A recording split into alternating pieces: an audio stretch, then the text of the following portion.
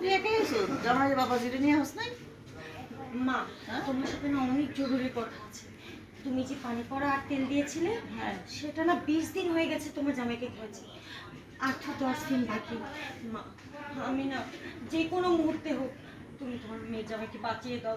আমি না চাই না যে ও মারা যাক। আরে মা, চুপ কর চুপ কর। তোকে যে পানি পড়ার যে তেলটা দিছি, ওইটা আসলে জামাইরে মারার জন্য দিই। ওইটা সাধারণ তেল ছিল আর এমনি পানি ছিল। ওইটা কেন দিয়েছি জানিস?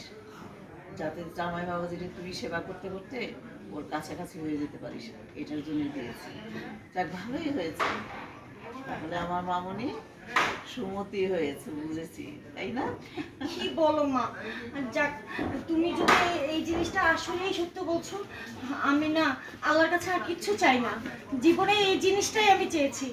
আমার স্বামী, আমারই স্বামী, ও আসলে অনেক ভালো। আমি বুঝতে পারিনি, আমি একটা ভুল করে ফেলছি। যাক, ভুল যখন নিজেরটা বুঝতে পেরেছিস, এতেই আমি খুশি। যাক, আলহামদুলিল্লাহ, তুই যে ঠিক হয়েছিস এটাই আমি অনেক শান্তি। আল্লাহর কাছে লাখ লাখ শুকর। চল ঘরে চল। মা, হ্যালো। মেঘা আপা, হ্যাঁ, আমি আপনার জামাইরে মারা ফেলাতে 10 মিনিটের ভিতরে। কি বলছো তুমি? এই, হ্যালো, হ্যালো, শোনো।